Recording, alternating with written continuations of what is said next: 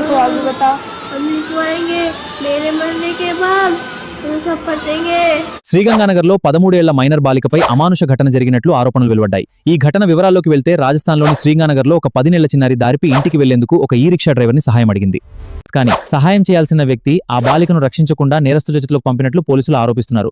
అనంతరం ఆమెను కొన్ని రోజుల పాటు అక్రమంగా నిర్బంధించి పలువురికి దాడికి పాల్పడినట్లు దర్యాప్తులో ఆరోపణలు వెలువడ్డాయి. ఈ కేసుపై పోలీసులు విచారణ కొనసాగిస్తున్నారు. పోలీసుల కథనం ప్రకారం ఈ-రిక్షా డ్రైవర్ బాలికను ఇంటికి చేర్చకుండా ఆమెను హోటల్ జాయిన్ కు తీసుకెళ్లి అక్కడి నిర్వాహకులకు అప్పగించినట్లు ఆరోపణలున్నాయి. జూన్ నుంచి జూన్ 3 వరకు ఆమెను వివిధ అక్రమంగా నిర్బంధించినట్లు పోలీసులు దర్యాప్తు చేస్తున్నారు. దేశాన్ని దర్యాప్తు ప్రకారం బాలికను పలువురు వ్యక్తులు తీవ్రంగా వేధించినట్లు ఆరోపణలున్నాయి. ఈ కేసు దేశవ్యాప్తంగా తీవ్ర ఆగ్రహానికి దారితీసింది. నిందితులపై కఠిన చర్యలు తీసుకోవాలని ప్రజలు డిమాండ్ చేస్తున్నారు. పోలీసులు ప్రత్యేక బృందాలతో గాలించి జూన్ 23న ఒక హోటల్పై దాడి చేసి బాలికను సురక్షితంగా రక్షించారు. బాలికకు వైద్య సహాయం మరియు కౌన్సిలింగ్ అందించినప్పుడు ఈ దారుణమంతా వెలుగులోకి వచ్చింది. నిందితులపై కఠినమైన పోక్సో పియోసో చట్టం, కిడ్నాప్ మరియు హ్యూమన్ ట్రాఫికింగ్ సెక్షన్ల కింద కేసులు నమోదు చేశారు. దర్యాప్తు కోసం ప్రత్యేక విచారణ బృందాన్ని అంటే ఎస్ఐటీను ఏర్పాటు చేశారు.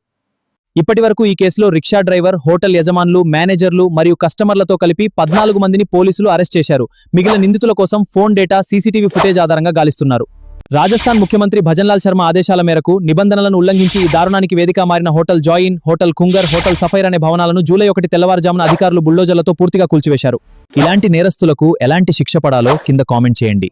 న్యాయస్థానం కఠిన శిక్ష విధించాలని మీరు భావిస్తే ఈ వీడియోను వీలైనంత ఎక్కువ మందికి షేర్ చేయండి. ధన్యవాదములు. నేను మీ నరేష్.